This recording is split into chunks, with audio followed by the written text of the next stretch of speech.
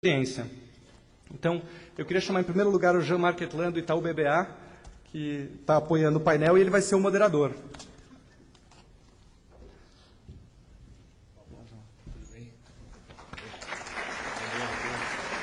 O Jean-Marc é vice-presidente do Itaú BBA, e ele cuida do Investment Banking, e ele já participou de diversos processos de IPO, já apoiou processos de IPO e de follow-on da CCR, da DASA, da Duratex, da Natura, Suzano, TOTUS, quer dizer, vários dos melhores IPOs que foram feitos nos últimos anos no Brasil tiveram uma participação expressiva do Jean-Marc, então ele conhece profundamente o assunto. Queria chamar também o José Galó, das lojas Renner. O José Galó é diretor-presidente.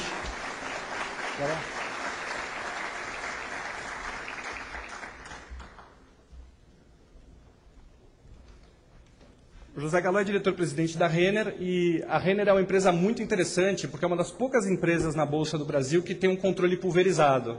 Então, é uma experiência também bastante diferente que a gente vai querer compartilhar com vocês. Depois, queria chamar o Rubens Ometo, da Cosan.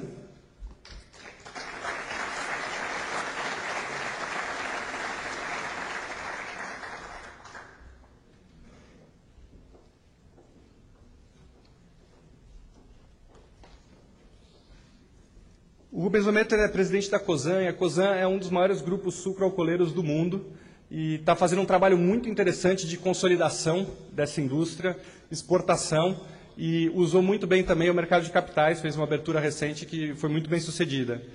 E, por fim, tem o Bernardo Hess, que está chegando, ele está vindo de Campinas e ele ligou para a gente, está preso no trânsito faz 1h30 já.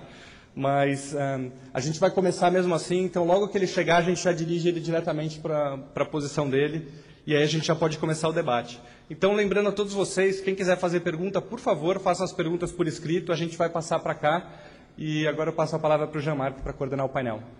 Obrigado. Bom dia a todos. Por incrível que pareça, quer dizer, a única empresa de logística do país, a LL, teve um problema de logística e está um pouco atrasada. Mas, enfim, são fatos que acontecem. Eu talvez queria, antes de iniciar esse bate-bola, talvez só tecer algumas considerações sobre esse mercado, só para talvez reforçar as palavras do Paulo em relação a esse movimento que está acontecendo nesse país. Dados simples. Esse ano, devemos fechar, eu acho que o ano, com cerca de 40 ofertas de ações nesse país, tá? Que é um volume sem precedente, deve representar algo por volta de 12 bilhões e meio, 13 bilhões de dólares. Tá? Então, eu acho que nunca se viu isso, desde até 2004, com a Natura, que abriu capital em maio. A gente tem vivido esse ciclo com melhores momentos, momentos piores, mas o mercado nunca fechou e, de maneira consistente, ao longo desses últimos 2 anos e meio, empresas têm vindo ao mercado abrir capital. Então, isso eu acho que é um momento importante. E tem uma série de repercussões sobre a economia do país e as próprias empresas, a maneira como elas estão se preparando, a maneira como elas estão encarando essa questão de mercado de capitais. E há sinais, olhando para frente, que essa tendência deve se manter aí ao longo dos próximos anos, a menos que tenha algumas modificações radicais de economia ou a nível macroeconômico de Brasil, que hoje não se antecipa. Esse é um primeiro dado. O segundo, que eu acho talvez tenha um impacto aí direto ou mais próximo com vocês, é a questão de tamanho, né? A questão de que tipo de empresa está vindo ao mercado, como é que se faz esse processo, como é que é essa questão. Eu acho que um pouco o debate de hoje aqui era dar algum sinal, alguma noção para vocês de, escuta, como é que é essa estrada, como é que é esse processo, por parte de empresários que passaram por esse processo e também por parte, quer dizer, de tentar sinalizar ou tentar colocar que tipo de etapas você tem que cobrir para chegar lá. Antes de passar a palavra, talvez, para eles, mais um dado que eu acho que é relevante é essa questão de tamanho que eu estava querendo colocar. Sempre se imagina, para abrir o capital, eu preciso ser uma empresa gigantesca, eu preciso ter bilhões de reais de faturamento, centenas de milhões de reais de faturamento. Eu acho que o patamar hoje, cada vez mais vai ser o caso para empresas acessarem o mercado de capitais, está mudando. Vou dar um exemplo. Esse ano, acho que teve, em fevereiro, teve o IPO da TOTUS. A TOTUS era uma empresa que tinha 30 milhões de reais de geração de caixa. Quer dizer, não era uma empresa de um porte absolutamente gigantesco. Abriu capital, está aí no mercado, foi muito bem sucedido, etc, etc. Então, a gente está vendo que esse patamar aí, para você chegar à questão de abertura de capital, você chegar ao mercado, ele está baixando, tá certo? Ao longo do tempo, e a tendência é que ele vá progressivamente diminuindo, à medida que a gente também espera que o tamanho mínimo para uma oferta, ele também ao longo do tempo tem baixado. Então, acho que são sinais interessantes aí para vocês que estão no dia a dia das suas empresas, olhando aí essa possibilidade eventualmente de acessar mercado. Talvez ela não seja tão distante como se imagina e que a um momento ou outro possa se imaginar isso de maneira mais concreta.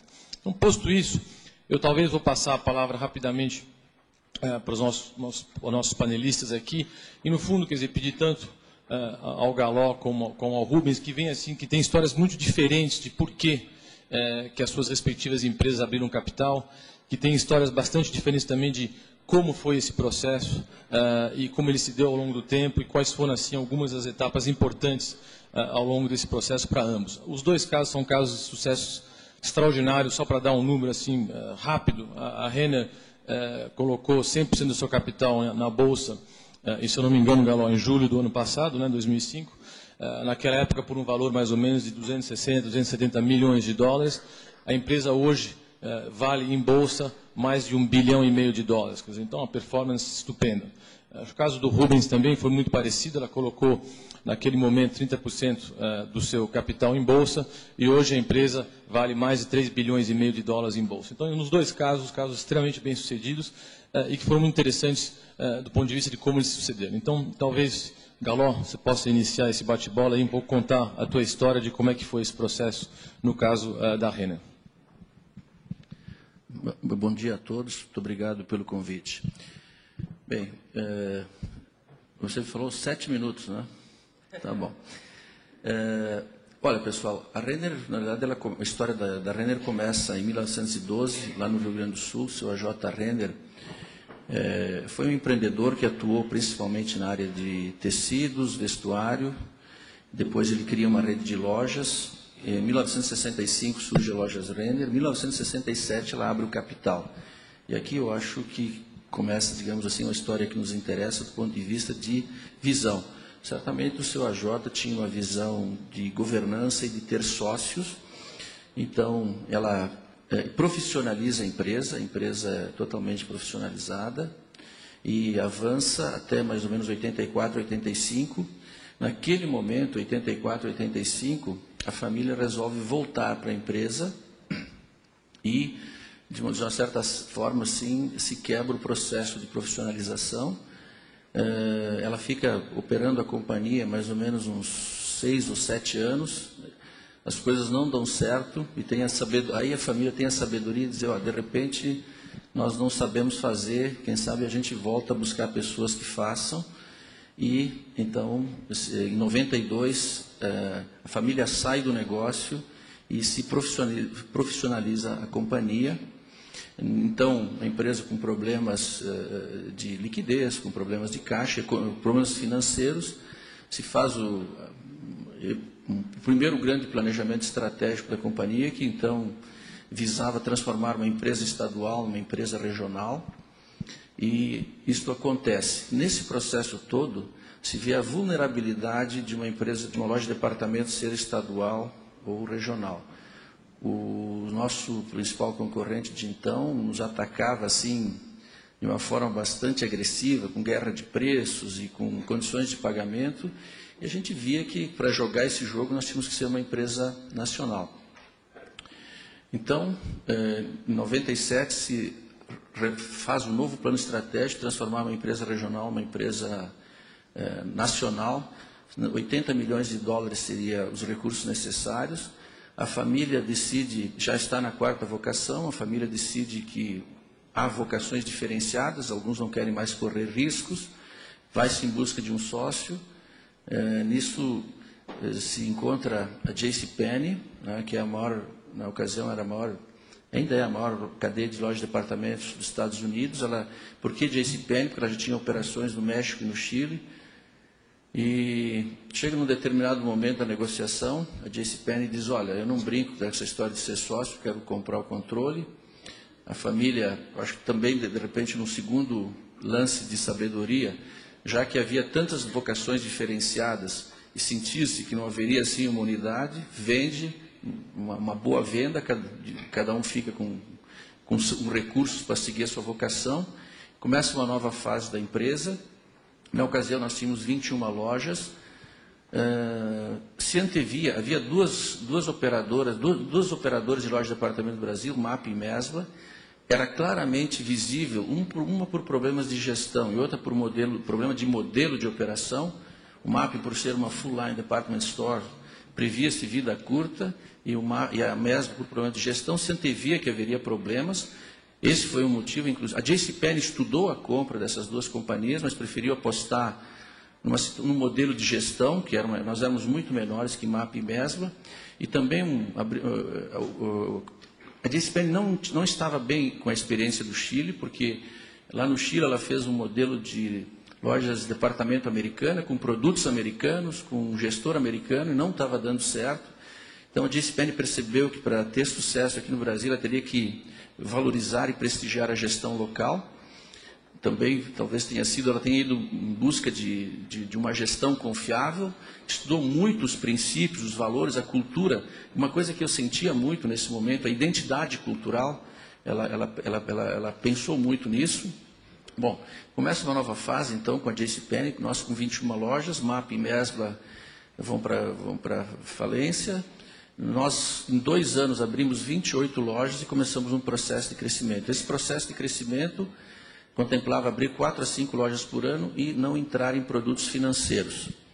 Nesse meio tempo, a JCPenney sai do Chile, vende a operação do Chile, vende a operação do México e continua com o Brasil. Por quê?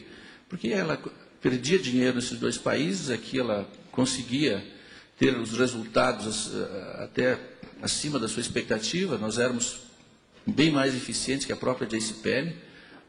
Só para vocês terem uma ideia, quando a JCPenney comprou a Renner, ela tinha um EBIT de 2,8%, o nosso era 8%, eles giravam 2,9 vezes o giro dos estoques, nós girávamos 7,5%. Nós acabamos sendo assim uma espécie de um pequeno laboratório para uma série de transformações que a JCPenney estava querendo fazer nos Estados Unidos, porque ela estava num processo de turnaround. Em 99 ela começou um processo de turnaround. Bom, o resultado disso é que havia uma grande troca de experiências entre nós e JCPenney.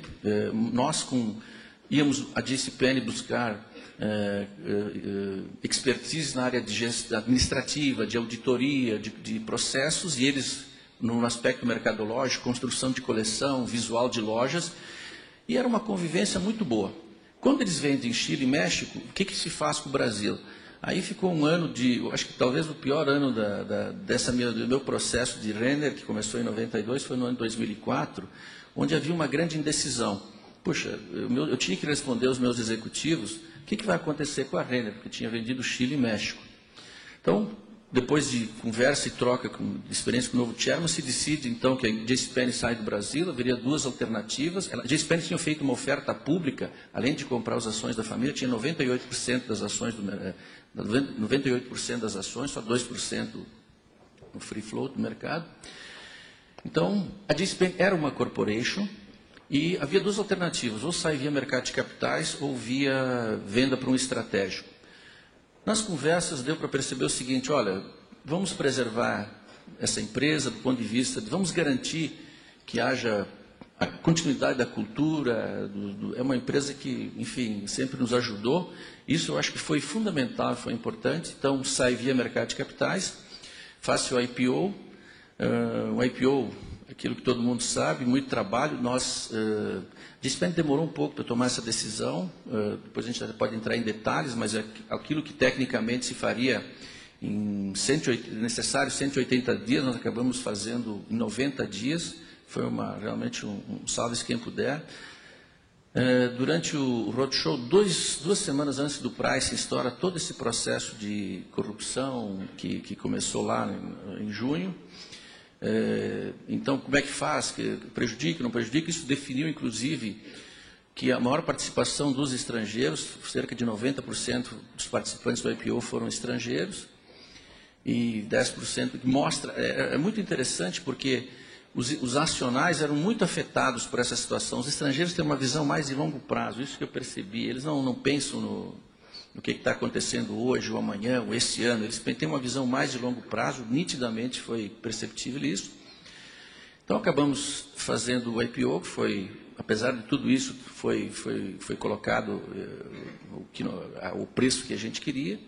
Enfim, e hoje nós, mais ou menos assim, uma breve história, depois a gente pode entrar em detalhes. Obrigado, Galó. Antes de passar a palavra para o Rubens também contar um pouco a história dele, só lembrando que, eu acho que o formato aqui, a ideia seria que perguntas eventuais sejam aí colocadas para que a gente possa depois, então, iniciar a parte aí de perguntas e respostas do debate. Rubens, bola com você. Bom dia a todos, é um prazer muito grande estar aqui com vocês. Eu vou tentar fazer uma longa história curta, mas o nosso negócio começou no fim dos anos 1800, quando meus avós vieram da Itália para plantar cana e começaram na região de Piracicaba e foi desenvolvendo, e sempre foi uma empresa familiar. Eu, pela minha formação, eu nunca quis trabalhar na família, desenvolvi minha carreira fora. Eu quero contar isso não com o espírito de contar o meu trabalho, mas de contar como a profissionalização e a falta de influência, a retirada da influência familiar dentro da empresa é importante para o sucesso dela. Eu fiz minha carreira solo, comecei minha carreira no Unibanco, depois fui muito tempo diretor da Votorantim e no meados de 1980 eu voltei para trabalhar no grupo quando estava controlado por membros da família, o Meto, que são meus antepassados, que começaram. Nessa época, a empresa vivia uma série de problemas societários, todos que é comum em empresa familiar, e nessa época o setor também era absolutamente controlado pelo governo. E nossas empresas, quando eu voltei, estavam numa situação financeira não muito boa. Isso nos fez fazer um trabalho muito agressivo de profissionalização e de retirada da participação de decisões familiares dentro da empresa. Gerou uma série de conflitos que não vem ao caso, mas a gente conseguiu organizar isso tudo. Mas tudo isso teve uma coisa muito boa. Fez com que nós, numa época que o setor ia bem, totalmente controlado pelo governo, as nossas empresas não iam bem, fez com que a gente desenvolvesse uma série de sistemas de gestão, fez com que a gente fosse obrigado a profissionalizar a empresa e para tomar decisões corretas, doesse a quem doesse, para que levantar a empresa. Então isso levou a nossa empresa a um profissionalismo e uma decisão muito racional, um processo decisório muito racional.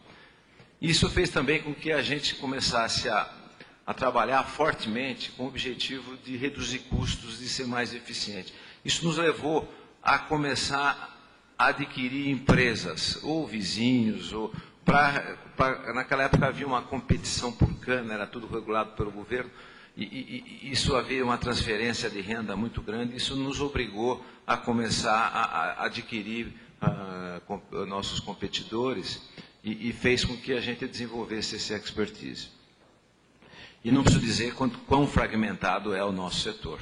O setor é muito fragmentado, então isso abriu uma avenida muito grande. Ao longo do tempo, nós fomos consolidando a posição da acionária, retirando os membros da família da gestão da empresa, e nós, através de aquisição, a Cosan passou a crescer muito, em índices muito mais altos que os nossos competidores, e sempre fazendo isso com recursos de terceiros, sempre financiando, alavancando, e nós chegamos a estar com um certo... Sempre com muita, nós tivemos alguma vantagem sobre os outros, porque a Cosan foi a pioneira em exportação privada de açúcar no Brasil. Até 1988, 1989, era só o governo que fazia exportação, e naquela época exportava-se muito pouco. A Cosan conseguiu, na época, a primeira autorização privada para exportar, e com isso desenvolveu um relacionamento muito grande com parceiros internacionais. E daí trouxe a vantagem de você ter muito acesso a operações de financiamento com pré-pagamentos de exportação e permitiu que a gente continuasse crescendo a essas taxas de crescimento. Mas chegou uma época que a gente quis parar com isso e capitalizar a empresa e fazer isso de uma maneira, continuar com esse... Isso faz parte do DNA da Cosan. Eu digo, não é só meu, mas de todos os executivos que compõem a nossa equipe. Então, a gente resolveu se organizar e continuar crescendo através de capital, não alavancando tanto. Daí nós montamos uma equipe, contratamos profissionais do mercado para que nos ajudasse nessa organização. Isso foi feito e nós organizamos a nossa capitalização em 2 etapas. A primeira através do lançamento de bonds, e numa segunda etapa seria a capitalização através de um private equity. E nós começamos o roadshow para lançamento dos bonds, e foi uma coisa muito interessante, como eu estava explicando. A gente naquela época estava pensando em captar 150 milhões de dólares, e a gente fazia o roadshow, explicava o que era o setor, a história nossa, o crescimento, o que a gente espera, contando, vendendo o nosso peixe. E muito entusiasmado com... Daí o pessoal fala, o bônus, tá bom, o bônus 150, tá bom. Mas a gente explicava que o próximo passo seria o private equity, e eu querendo falar do bônus, do nosso rating, do nosso cash flow, os caras, não, espera, vamos falar do private equity aqui. Os caras já, daí que o private equity, daí comecei a mas por que private equity? Eu estou conhecendo, não tenho nada contra a empresa de private equity, hein? Eu acho que é o caminho normal, o private equity, em seguida o IPO, e tem algumas. Mas a gente sentiu um entusiasmo tão grande nesse pessoal, que daí a gente resolveu ir direto para o IPO. Nosso lançamento de bônus original foi um sucesso, de 150 milhões de dólares, acho que a procura foi de $1 bilhão, nós acabamos colocando 200 milhões de dólares. E daí, voltando para cá, nós redefinimos a nossa estratégia e decidimos abandonar a alternativa do private equity para ir direto para o IPO. Nossa ideia na época era captar 300 e poucos milhões de dólares, acabamos captando 410, uma procura foi enorme, o book foi um sucesso a operação. E naquela época nós lançamos 30% do capital. Isso é um negócio que nós estávamos absolutamente preparados para isso, não só em termos de controles, de balanços, mas como a filosofia de trabalho da própria organização. A abertura de capital é muito importante, é muito saudável para a empresa, sob todos os aspectos, mas se você já tem que ser profissional para ser sucesso, quando você se torna uma empresa de capital aberto, principalmente como a gente fez com as regras do novo mercado, você tem que estar bem preparado para como é. Então foi um sucesso. Naquela época nós lançamos a ação por um valor, como foi explicado aqui, a companhia naquela época estava avaliada em torno de $1 bilhão, $1,5 bilhão, hoje $1 bilhão, hoje ela está em valor de mercado 3,5 bilhões. Então isso é para fazer uma longa história curta, então eu prefiro deixar o resto aí para que vocês perguntem, e a gente tem o maior prazer de esclarecer. Obrigado. Obrigado, Rubens. Bom, vamos tentar agora iniciar aí a parte de perguntas e respostas. Já tem um fluxo grande aqui de perguntas, tentar fazer uma triagem em relação a elas.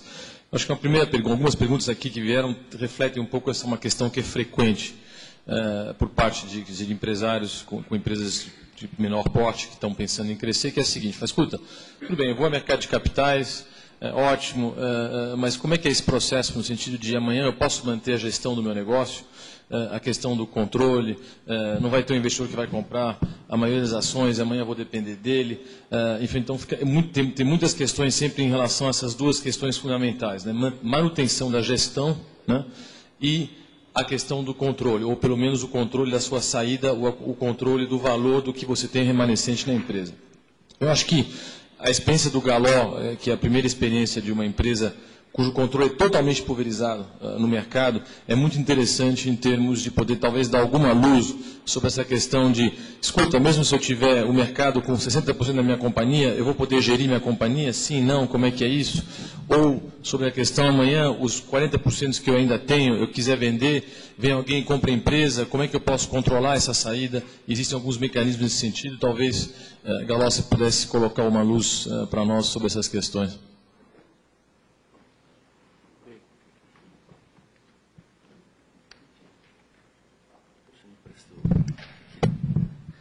Bem, acho que não há assim um modelo. Né? O que é muito importante, o que é fundamental, é que haja boas intenções. Né? Porque quando a Renner era empresa de capital aberto, a família tinha, somando tinha 56% das ordinárias, na história de 1/3, 2/3, e 6% das preferenciais. Ela tinha 34% da companhia. Nós talvez tenhamos tido assim um sucesso no IPO, justamente porque a gente plantou alguma coisa lá naquele período de 92 a 98, antes da JCPenney. O que o investidor quer é uma situação, é um relacionamento de confiança, certo? E de regras claras, de regras bem estabelecidas. E isso é que define o percentual, define se vende mais ou vende menos. Eu acho que essa é a base, é você construir, você ter boas intenções. Né? Ter sócio significa ter boas intenções, ter transparência, gerar confiança. E aí dentro dessa regra, tudo é possível. Né? Nós convivíamos bem naquela época, a família tendo 34% das ações, participando, dando informações. Foi naquela época já que, em 92, a companhia valia, Renner, em 92, valia $916 mil, em 92. Em 97, ela valia $240 milhões. Construiu uma história também ali. Por que essa história aconteceu? Essa história aconteceu porque houve um movimento de recuperação da empresa, os analistas começaram a ver a empresa, começaram a sentir confiança na história, acompanhar a história, se prometia e se entregava. Né? Essa questão de percentual, né? E se você tiver regras de confiança, de segurança e transparência, eu acho que tudo se ajusta. O que a gente, repara, só complementando, talvez o que o Galo colocou, é que a gente estava até discutindo um pouco disso no começo nosso, antes de vir aqui, quer dizer, o investidor, por definição, não tem uma vocação, entre aspas, política. Né? Quer dizer, ele não está preocupado em querer, eu diria, se ingerir na questão societária da empresa. Ele está preocupado em ter retorno, em ter uma empresa bem gerida, etc., e incentivar, né, eu diria, esse tipo de comportamento. Né? Eu acho que ele não quer assumir a empresa. Não é? Você pode até comentar um pouco sobre essa questão mais em detalhe. Durante a IPO aconteciam coisas curiosas. A gente mandava dados, o pessoal ia na frente, dava as informações da empresa. E aí o pessoal fala, bom, tudo bem, agora eu quero olhar o olho do gestor, quero conversar com ele, certo? Certamente é uma situação com quem eu estou falando, é uma pessoa de confiança ou não, vou fazer perguntas.